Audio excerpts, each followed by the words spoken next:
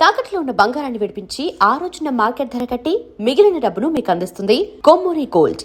అంటే ఇలా దేవుణ్ణి బలంగా నమ్మే మీకు శంబాలో అలాంటి ఒక క్యారెక్టర్ రావడం, సో అంటే ఏదో అంటారు కదా, మీరు ఇందాక అన్నారు ఎందుకు వచ్చిందో నాకు తెలియదు, క్యారెక్టర్ ఎందుకు వచ్చిందో నాకు తెలియదు, Seriously. బట్ ఆ క్యారెక్టర్లో ఒక డివైన్ థింగ్ ఉంది. ఆ క్యారెక్టర్ చుట్టూ ఆ కథ చుట్టూ ఒక డివైన్ థింగ్ ఉంది అనమాట. మేబీ ఈ ఆరా అక్కడి నుంచి వచ్చి ఉండొచ్చు. చిన్న క్యారెక్టర్ కాదు అది.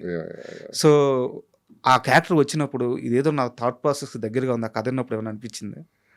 కథ విన్నప్పుడైతే నాకు అనిపించలేదు, కానీ స్క్రీన్ మన షూటింగ్ వెళ్ళినప్పుడు వర్క్ చేస్తున్నప్పుడు ఆ పాజిటివ్ వైబ్ అనిపించిందండి. అంటే నేను వర్క్ చేసింది ఆదితో, ఆది ఒక్కరితోనే, తర్వాత డైరెక్టర్ గారు అండ్ మధునందన్తో ఒకరోజు అంతే. మిగతా ఆర్టిస్టులు ఎవరితో వర్క్ చేయలేదు. నా క్యారెక్టర్ వరకు నేను వర్క్ చేసుకుని వచ్చేసాను. ఆ వర్క్ చేసినంత సేపు కూడా ఒక మంచి పాజిటివ్ వైబ్ ఉంది. ఆ పాజిటివ్ వైబ్ ఎలా చెప్పాలంటే అసలు నాకు చేస్తున్న సాటిస్ఫాక్షన్, ఇప్పుడు దాకా లేని సాటిస్ఫాక్షన్ ఒక వర్క్, అంటే సీరియల్స్ పరంగా మాట్లాడలేదు. మూవీస్లో ఇంతకుముందు నేను ఆరెంజ్ చేశాను అండ్ స్నేహమేర జీవితం అని మన శివబాలాజీ ప్రొడ్యూస్ చేశారు. ఇద్దరు కలిసి చేశాను. నాకు అంత సాటిస్ఫాక్షన్ లేవు ఏవి కూడా. ఇది ఎందుకో చేసినప్పుడు చిన్న క్యారెక్టర్ అనిపించింది ఫస్ట్. నేను వర్కింగ్ డేస్ అయితే తక్కువే, యాక్చువల్ చేసింది తక్కువే కదా. నేను ఫస్ట్ డైరెక్టర్ గారిని కూడా అడిగా, సార్ సినిమాలో అసలు నా క్యారెక్టర్ ఉందా? ఇది మొత్తం అయిపోయిన తర్వాత నిజంగా నేను ప్రమోషన్స్కి వెళ్తున్నాను, అన్నీ చేస్తున్నాను, సినిమాలో రిజిస్టర్ అవుతుందా నా క్యారెక్టర్ అని అడిగాను. డౌట్ ఒక ఆర్టిస్ట్గా. అదంటే మీరు చూడండి స్క్రీన్లో అన్నారు. అంతే, ఒకే మాట అన్నారు, మీరు చూడండి, చూసినాక మాట్లాడండి అన్నారు. నేను చేసిన ప్రతి సీన్ ఉంది, ఎక్కడ ఎడిటింగ్లో కట్ అవ్వలేదు. అసలు నేను ప్రీమియర్కి వెళ్ళిన తర్వాత నేను షాక్ అయిపోయాను. అప్పుడు దాకా నాకు స్టోరీ కూడా తెలియదు, శంబాలా గురించి స్టోరీ అసలు ఏమీ తెలియదు. డైరెక్టర్ గారు ఓన్లీ నా క్యారెక్టర్ వరకే చెప్పారు, నా క్యారెక్టర్ ఎలా బిహేవ్ చేస్తుందని చెప్పారు. అది పర్ఫామ్ చేసి నేను వచ్చేసాను అంతే. లాస్ట్ ప్యాకప్ రోజు కూడా నేను sir thank you so much అని చెప్పి వచ్చేసాను. మొన్న 24th ప్రీమియం వేస్తే నేను, నా వైఫ్, నా ఫ్రెండ్స్ అందరం వెళ్తే లిటరల్లీ నా ఫ్యూజ్లు ఎగిరిపోయాయి. ఇది నేనేనా అంటే నన్ను నేను నమ్మలేకపోయాను స్క్రీన్లో. ఇప్పుడు దాకా ఒక లవర్ బాయ్గా సీరియల్స్లో, ఒక రొమాంటిక్ హీరోగా, లేకపోతే ఒక ఐఏఎస్ ఆఫీసర్గా అలాంటి రోల్స్ చేశాను తప్పితే ఇలా నెగిటివ్ షేడ్ ఎప్పుడు చేయలేదు నేను. ఇది నెగిటివ్ కూడా అనకూడదు. అది వచ్చి అటాక్ అయినప్పుడు ఈవిల్ అనేది అటాక్ అయితే మన బాడీలో వస్తే ఎలా రియాక్ట్ అవుతాం అనేది క్యారెక్టర్. అది అంత విగరస్గా నేనే చేసింది అనిపించింది అనమాట స్క్రీన్. యాక్చువల్గా నేను త్రిబుల్ చూశాను మూవీ. డైరెక్టర్ గారు, మీ పిఆర్ అందరూ పక్కనే ఉన్నారు. మూవీ వస్తున్నప్పుడు మీరు ఆ కొండ మీద కూర్చొని తింటుంటారు. ఆ షాట్ చూసినాక థియేటర్ అంతా ఒక రీసౌండ్. నాకు ఇప్పటికీ ఇన్స్టాలో అందరూ ఆ షార్ట్స్ పంపిస్తూ ఉంటారు అనమాట. అరుపులు భయంకరంగా అసలు. అంటే థియేటర్స్ లో జనాలు అలా ఎంజాయ్ చేస్తున్నారు అని అంటే చాలా థ్రిల్లింగ్ ఉంటుందండి. అందులో మన సీన్ వస్తున్నప్పుడు అలా ఎంజాయ్ చేస్తున్నారు అని అంటే తెలియని హ్యాపీనెస్. అవన్నీ కూడా పంపిస్తుంటే నాకు చాలా బాగా అనిపించింది. సో అలా థియేటర్లో చూసినప్పుడు ఐ వాజ్ రియల్లీ సర్ప్రైజ్డ్ అండి. చాలా అసలు ఎప్పటికీ నేను డైరెక్టర్ గారికి థ్యాంక్స్ చెప్పుకుంటాను. ఎందుకంటే ఆయనలో అంత టాలెంట్ ఉంటుందని, అంటే ఇన్ ఇయర్స్ ఎక్స్పీరియన్స్లో ఎంతో మందిని చూస్తుంటాం మనం కదా. అవును, చాలా మంది స్టోరీ చెప్తానికి వస్తుంటారు. ఫ్రాంక్లీ స్పీకింగ్ నేను 2 సినిమాలు చేశాను. మిత్ర అని ఒక సినిమా చేశాను హీరోగా, హారర్ ఫిలిం. అది రిలీజ్ అవ్వాల, అది యూట్యూబ్లో రిలీజ్ చేసుకున్నారు వాళ్ళు. నాకు చాలా ఆశ్చర్యం వేసింది. ఆల్మోస్ట్ 1.5 CR ఖర్చు పెట్టారు. ఖర్చు పెట్టి బాగానే తీశారు. సాంగ్ దానిలో ఒక ఐటమ్ సాంగ్, నేను దానిలో డాన్స్ చేశాను, చాలా బాగా వచ్చింది అనుకున్నాము. బట్ అది మార్కెట్ చేయలేక, సినిమా తీయడం గొప్ప కాదు, బయటకు తీసుకురావడం గొప్ప, రిలీజ్ చేయడం గొప్ప. అది చేయలేకపోయారు, అది యూట్యూబ్లో రిలీజ్ చేశారు. అండ్ ఒక 2 years బ్యాక్ నేను వరలక్ష్మి శరత్ కుమార్ గారితో ఒక మూవీ చేశాను, lead hero come villain, force అని చెప్పి. అది ఇప్పుడు ఈ సినిమా శంబాలో బయటకు వచ్చిన తర్వాత they are trying to push అనమాట, లైక్ బయటికి ఇది సినిమా వస్తే బాగుంటుంది. అది వస్తే మాత్రం చాలా బాగుంటుంది. బికాజ్ తమిళ్ డైరెక్టర్ అనమాట, మంచి డైరెక్టర్. ఆయన కూడా చాలా బాగా ప్రజెంట్ చేశారు నన్ను అలా, ఒక సైకో క్యారెక్టర్ దానిలో. అది కనుక ఇప్పుడు రిలీజ్ అయితే అది కూడా చాలా బాగుంటుంది.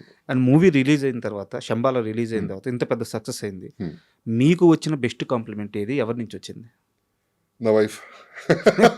She is very big critic అండి. మేఘనా గారు కాంప్లిమెంట్ ఇవ్వడం అనేది చాలా విషయం. ఎందుకంటే మీరు మేడం అసలు మీ ఇద్దరు కప్పుల్ని 2 కళ్ళు చాలా అని చెప్పే వాళ్ళు చాలా మంది ఉన్నారు. ఇందాక మన ఇంటర్వ్యూ స్టార్ట్ అవ్వక ముందు మా టీంలో ఒక ఆమె వచ్చింది, మీకు కాఫీ ఇచ్చింది, సార్ మా పిల్లలందరూ మీ ఫ్యాన్స్ అని చెప్తుంది.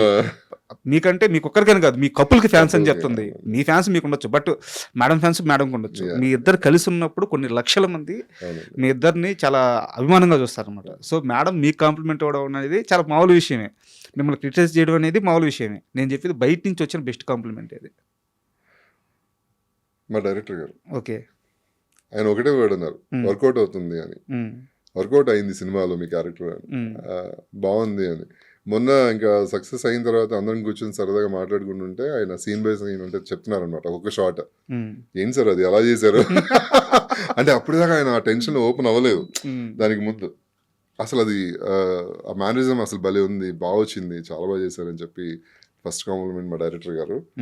అండ్ చాలా మంది తర్వాత చాలా మంది అండి, ఎవ్రీ వన్, అసలు ప్రతి ఒక్కరు చూసిన ప్రతి ఒక్కరు కూడా మంచి కాంప్లిమెంట్స్ వస్తున్నాయి. ఎవరు కూడా బాగాలేదు లేకపోతే ఏంటి గెటప్ ఎలా ఉంది అని ఎవరు అనలేదు.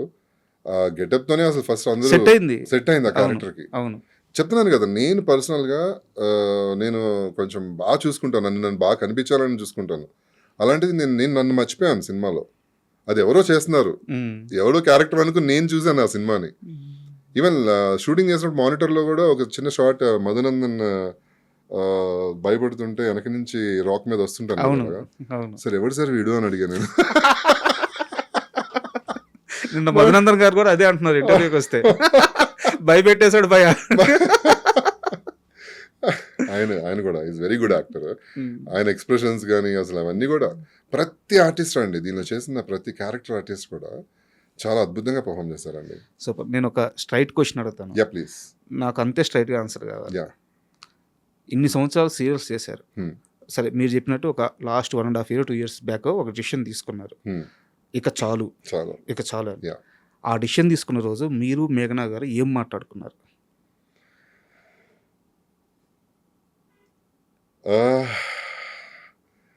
సినిమా ఇండస్ట్రీ లేకపోయినా టీవీ ఇండస్ట్రీ లేకపోయినా మనం ఎలా బతకాలి అనేది ఇంపార్టెంట్ అని బిజినెస్ స్టార్ట్ చేసాము. ఓకే. బిజినెస్ పెట్టుకుందాము, మన యూట్యూబ్ ఛానల్ ఉంది. మనం తను ఒక్కటే నాకు ఫ్రీడమ్ ఇచ్చింది ఏంటంటే, నీకు ఎలా కావాలనుకుంటున్నావు అలా ఉండు, నువ్వు లైఫ్ని ఎలా ఎంజాయ్ చేయాలనుకుంటున్నావు అలా ఎంజాయ్ చేయి.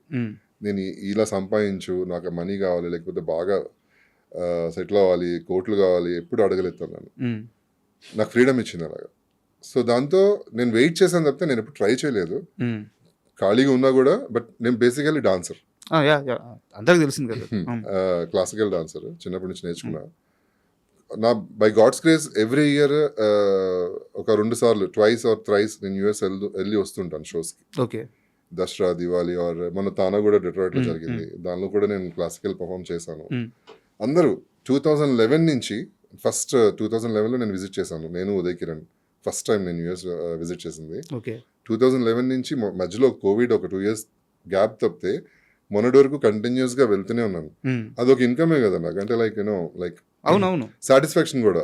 అక్కడ అప్రిసియేషన్ కానీ డాన్స్ గురించి నాకు చాలా మంచి అప్రిసియేషన్స్ వస్తుంటాయి అక్కడ. ఎన్నిసార్లు వెళ్ళారు ఇప్పుడు దాకా? నాకైతే చెక్ చేయాలండి పాస్పోర్ట్. 2 పాస్పోర్ట్స్ నిండిపోయాయి, స్టాంపింగ్ అయిపోయింది, ఇంకో పాస్పోర్ట్ తీసుకోవాలి. లైక్ చాలా ఎవ్రీ ఇయర్ 2011 నుంచి ఇప్పుడు దాకా కంటిన్యూస్ ఎవ్రీ ఇయర్ వెళ్తూనే ఉన్నానండి. అండ్ మీ నోటి నుంచే ఉదయ్ కిరణ్ గారి ప్రస్తావన వచ్చింది కాబట్టి, యాక్చువల్గా నా క్వశ్చనరీలో లేదు, మీరు ఎలాగో ఆయన టాపిక్ తీసుకొచ్చారు కాబట్టి, ఉదయ్ కిరణ్ గారితో మీకున్న అనుబంధం ఏంటి? నాకు ఆ రోజే పరిచయం అండి, అంటే వీసా ఇంటర్వ్యూకి వెళ్ళాము, అప్పుడు పరిచయం అయ్యారు. తర్వాత కలిసి జర్నీ చేసాము, న్యూయార్క్ వెళ్ళాము. ఫస్ట్ న్యూయార్క్లో ఆల్మోస్ట్ ఒక 20 days కలిసి ఉన్నాము. బాగా అటాచ్ అయిపోయాడు తను, అంటే ఒక సొంత బ్రదర్ లాగా లేకపోతే ఫ్యామిలీ పర్సన్ లాగా చాలా ట్రీట్ చేశాడు నన్ను. ఇంద్రనీల్ ఇంద్ర అని ఫస్ట్ టైం నేను డాన్స్ చేసి వచ్చి, తనకి నేను డాన్స్ చేస్తానని తెలియదు. ఒకే ప్లేస్లో ఉండేవాళ్ళం కానీ నేను కిందకి వెళ్ళి ప్రాక్టీస్ చేసేవాడిని, తనకి వినిపించేది కాదు, మామూలుగా వదిలేసి ఏం చేస్తున్నానో అనుకునేవాడు, బయటికి వెళ్ళాడేమో అనుకునేవాడు. స్టేజ్ మీదకి వచ్చిన తర్వాత, స్టేజ్ మీద చూసిన తర్వాత పర్ఫార్మెన్స్, లిటరల్లీ స్టేజ్ మీదకి వచ్చి మైక్ తీసుకుని ఐఎమ్ జెలస్ అబౌట్ ఇంద్రనీల్ అని చెప్పాడు. అంటే ఓపెన్గా లైక్ ఎలా ఎందుకు చెప్పాడంటే, ఇంతమంది ఫ్యాన్స్ ఉన్నారు ఇంద్రనీల్కి, ఇంత బాగా డాన్స్ చేశాడని ఇప్పటికీ నాకు తెలియదు, నాకు చెప్పలేదు. ఇన్ని రోజులు జర్నీ చేసినా కూడా మేము ఆల్మోస్ట్ 15 days, అంటే లాస్ట్ వీక్లో ఇంకా పర్ఫార్మెన్స్ అనమాట, 15 days మేము అంతా తిరుగుతున్నాము, సిటీస్ అన్ని కవర్ చేస్తాం, సరదా తిరుగుతున్నాము. ఒక్కరోజు కూడా నాకు నేను డాన్స్ చేస్తున్నానని చెప్పలేదు. సడన్గా నాకు చూడగానే అసలు అద్భుతంగా అనిపించింది. అండ్ ఇంతమంది ఫ్యాన్స్, నేను చాలా ప్రౌడ్గా ఫీల్ అవుతున్నాను నా ఫ్రెండ్ అని చెప్పుకోవడం అని చెప్పి స్టేజ్ మీద చెప్పాడండి కదా. ఎంత అంటే ఓపెన్గా ఒక హీరో అయ్యండి ఎంత సక్సెస్ చూసి అంత ఓపెన్గా స్టేజ్ మీద చెప్పాడు అని కానీ నాకు చాలా హ్యాపీ అనిపించింది. So- తర్వాత ఇక నేను కాంటాక్ట్లో ఉండడం జరిగింది అనమాట. It's very good person. ఇంకా అసలు కథ లాస్ట్ మినిట్లో నేను చూడడానికి భయం వేసి వెళ్ళలేకపోయాను నేను అసలు. అంటే నాకు బాగా చాలా క్లోజ్ పర్సన్, అంటే లైక్ బాగా దగ్గరయ్యాడు అని అనిపించి డైరెక్ట్గా చూడాలంటే నాకు ధైర్యం చాలలేదు, వెళ్ళలేకపోయాను అసలు నేను. అంటే సారీ, ఏదో ఎమోషనల్ చేయాలనో ఏదో వేరే ఉద్దేశం కాదు, టాపిక్ వచ్చింది కాబట్టి అడిగాను. సరే, మనం మళ్ళీ మీ కెరీర్ విషయానికి వస్తే, షూర్ అండి, షూర్. ఇందాక మీరు అన్నారు ఇద్దరం కలిసి ఒక డెసిషన్ తీసుకున్నాము, సో ఇప్పుడు నాకు ఫ్రీడమ్ ఉంది అని. అవును. సో ఇప్పుడు మీ మైండ్ సెట్ ఎలా ఉంది? ఏం చేయబోతున్నాడు ఇంద్రనీల్? దేనికోసం వెయిట్ చేస్తున్నాడు ఇంద్రనీల్? నెక్స్ట్ కెరీర్లో ఏంటి మీ ప్లాన్స్? ఇప్పుడు ఐ హోప్ చాలా మంది డైరెక్టర్స్ చూసుంటారు అనుకుంటున్నాను ఈ ఫిలిం, ప్రొడ్యూసర్స్ కానీ డైరెక్టర్స్ కానీ. ఇప్పుడు ఇంద్రనీల్ మైండ్ సెట్ ఎలా ఉంది? సో దేనికోసం చూస్తున్నారు? సినిమాలు చేయాలనుకుంటున్నారా, లేదంటే సీరియల్స్ మళ్ళీ రీస్టార్ట్ చేయాలనుకుంటున్నారా? ఇవన్నీ కాదు, ఒక కొత్త పాత్ర వెళ్ళాలనుకుంటున్నారా? అసలు మీ అప్రోచ్ ఎలా ఉండబోతుంది ఇకపైన అప్రోచ్ అంటే అంటే ఫ్రాంక్లీ స్పీకింగ్ నాకు 2 PROs కాల్ చేశారండి సినిమా చూసిన తర్వాత. డేట్స్ మేము చూసుకుంటాము, మేము మాట్లాడతాము అని చెప్పి. నేను ఇంకా వాళ్ళని ఓన్లీ ఫోన్లోనే మాట్లాడాను, ఇంకా పర్సనల్గా కలవలేదు. కలుద్దామని చెప్పి నేను వెయిట్ చేస్తాను అనమాట. సో నా హోప్ ఏంటంటే చాలా మంది డైరెక్టర్స్ అండ్ ప్రొడ్యూసర్స్ ఈ సినిమా చూసారు కూడా. వాళ్ళకి ఒక థాట్ ఉంటుంది కదా, ఈ క్యారెక్టర్కి ఇతను బాగుంటాడని. డెఫినెట్గా నన్ను అనుకునే ఛాన్స్ ఉంటుంది. అలాంటి ఆఫర్స్లో ప్రతిదీ కమిట్ అవ్వకుండా నాకు నచ్చింది అంటే నేను నిజంగా బాగుంటుంది అని నాకు కాన్ఫిడెన్స్ వచ్చినప్పుడు, నేను చేయగలను, ఈ క్యారెక్టర్ అయితే నాకు బాగా హైలైట్ అవుతుంది అనుకున్నప్పుడు ఖచ్చితంగా కమిట్ అవుతాను. సినిమాలు చేయాలని, ఆబ్వియస్లీ మంచి సినిమాలు చేయాలనేది నేను వెయిట్ చేస్తున్నాను అనమాట. అంటే ఇప్పుడు ఫస్ట్ టైం నేను బిగ్ స్క్రీన్లో నన్ను ఎలా చూపించాలో అనేది మా డైరెక్టర్ గారు చూపించారు. అండ్ నేను నా కళ్ళతో నేను చూసుకున్నాను. మొన్న ఒకరు బల్లాల దేవా అని మెసేజ్ ఇచ్చారు. అసలు చూస్తుంటేనే స్క్రీన్ పగలగొట్టుకుని బయటకు వచ్చి మమ్మల్ని చంపేస్తామేమో అనిపించింది. అంత ఆ రేంజ్ లో ఉంది క్యారెక్టర్ అది. అదే అలా అనిపించింది అని చెప్పారనమాట. నాకు చాలా హ్యాపీ అనిపించింది. సో ఆ వర్డ్ యూజ్ చేయగానే బల్లాల దేవా అనేది, అంటే నిజంగానే డైరెక్టర్స్ థింక్ చేసి అవకాశం ఇచ్చారనుకోండి, ప్రూవ్ చేసుకోవడానికి నేను ఫస్ట్ ఉంటాను డెఫినెట్లీ. మంచిగా బాగా, ఎందుకంటే ఎక్స్పీరియన్స్ ఉన్న పర్సన్, ఏదో నేను ఓవర్ కాన్ఫిడెన్స్తో చెప్పట్లేదు. ఎలాంటి క్యారెక్టర్ అయినా చేయగలన నమ్మకం నాకుంది. లైక్ డైలాగ్ వర్షన్ కానీ ఆర్ యాక్షన్ పార్ట్స్ కానీ ఏదైనా సరే చేయగలన నమ్మకం నాకుంది. దానికోసం డెఫినెట్లీ వెయిట్ చేస్తాను. మీరు ఫస్ట్ నుంచి కూడా నాకు అలవాటు లేదు నా అంతగా నేను ట్రై చేయడం అనేది. నా నెక్స్ట్ క్వశ్చన్ అదే. మీరు చాలా